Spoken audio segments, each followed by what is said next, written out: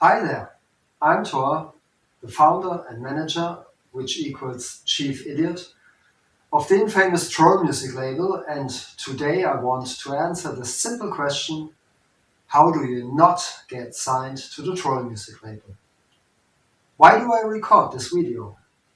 Well, in recent years I got quite a lot of messages and emails from various bands who wanted to sign with Trollmusic, or at least considered working with me.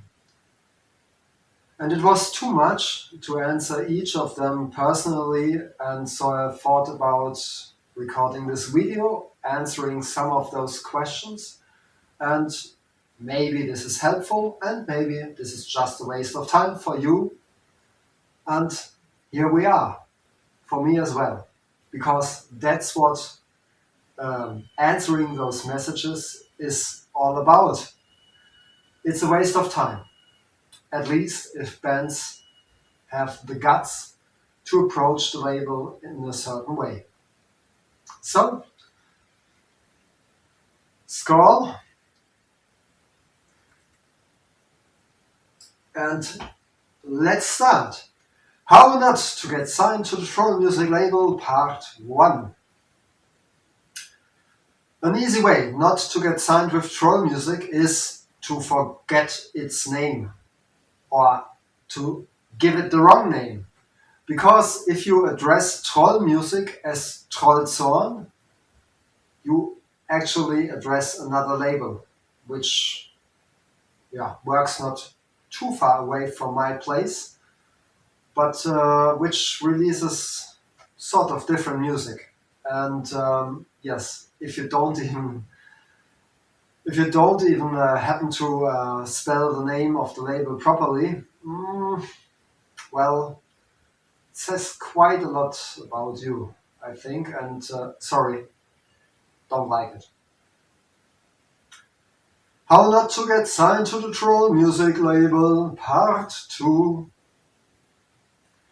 In my main job, I'm a social worker at a school, and I throw around certain slogans every now and then, and one of them is friendliness is a boomerang, which says you should be friendly most of the time.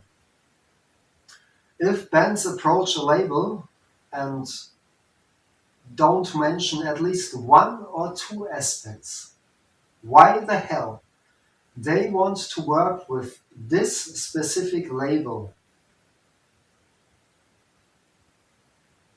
well, how shall I put it nicely? It's sort of ignorant. It's missing some respect for the label. And if I want to work with somebody, and if I know if I start working with somebody, then I need to rely on the other person's respect, credibility, professionalism, then I at least try to be slightly friendly towards that person or towards that company in order to achieve best results. But if I get approached by bands who happen not to write one friendly note, who don't mention a single aspect, why Trollmusic seems to be a fitting label for their music, they don't give me any reason to work with them. So, hopefully you understand why this is sort of absurd and highly irritating. Well, how not to get signed by the Trollmusic label, part 3. Part 3. In 2017, I happened to release a remarkable mini album by King of Asgard. And when I released Tauter, it was only a few weeks until the first bands came up and wrote me messages like, "Hi, Trollmusic, we want to work with you. We will consider releasing an album through Trollmusic because we sound almost like King of Asgard." Really? Did you really write that you sound like King of Asgard? Jesus. Well, The main idea with Trollmusic is to release music I appreciate a lot, if not music that I really, really love. And regardless whether it's King of Asgard or if it's singer and songwriter music like Mirna Spring from the Netherlands. I just want to release music that I'm really passionate about. And it makes sense that for me this music sticks out. So King of Asgard, for example, are fucking kings when it comes to epic, Nordic, folk and Viking influenced black and death metal. They are the fucking best. And I'm so super happy and proud to have been allowed to release 2 albums by these guys. And then imagine some bands come up, oh, we just sound like King of Asgard, you can sign us. Fuck, no! Why should I do so? I already released the very best that I could release. And even if Amon Amarth came along and would ask me to sign them, what they never do, of course, but yes, I enjoyed Amon Amarth like 20 years ago, but I wouldn't sign them today when it comes to the music because I think it's I don't know, superficial pop metal, and it's much worse than, for example, King of Asgard. And the same goes for those bands who approach me and who write, oh, we almost sound like, and we thought we would fit very well to your label. No, you don't fit well to Trollmusic because I'm not interested in signing lots of bands which almost sound the same like, but I want to sound bands who have an own identity. And I don't want to work with that many bands because, as I told you, and here I start repeating myself, I don't want to waste my time with doing the same thing all over again. But I enjoy working with different bands who play different music and to work with different people, but who have a strong identity. Yeah, and nothing else makes sense for me. Just ask myself whether this video will help to decrease the Facebook likes for Trollmusic. And if so, well, so be it. How not to get signed to Trollmusic Part 4. And now we become dead serious because this is a tough question. Does signing to a label make any sense at all? And this is really hard to answer because, of course, you can't answer it in general. And each and every case is different. But you should at least start considering if you search for a label, if releasing the music on yourself is not a better option.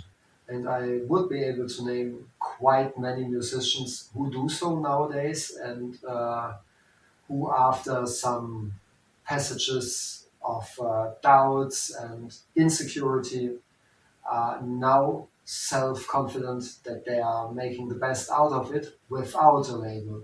Because not each and every band needs a label, obviously. Maybe you need a label to get everything done except the music, like production of the albums, producing the album in different formats, promoting it, distributing it in various channels, distributing the music digitally, and so on. Helping the band to get into networks, help the band to get on tour and stuff like that. And then, of course, it depends on which label you approach. If you approach a hobby label run by one man only, your chances to get serious help are much lower than when you approach a professional label run by one or more people and who do their jobs professionally for many years. So, as you get through the subtitle, signing with Trollmusic is a bad option in almost all cases, but there are many very good labels and who do a much better job than I do.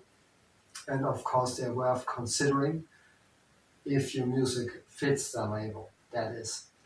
So, but you should also really consider, why don't I release the music myself? Because then you keep control. of your rights. You keep control of the products, of the distribution channels, and you can generate, and that is interesting at least for some of you, you can at least generate a small income by your own music.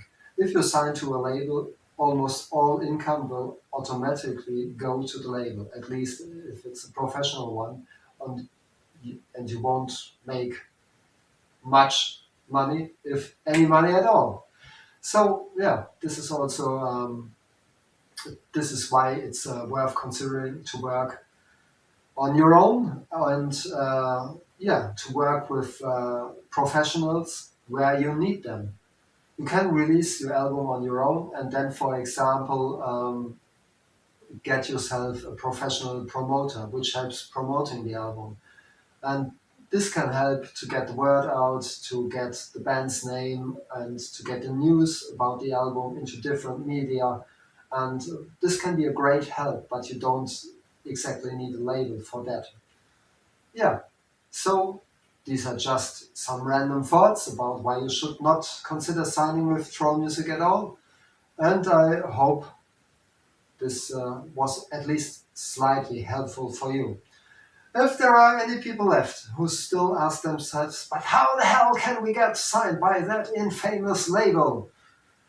The question is rather easy. You just need to design your albums like this.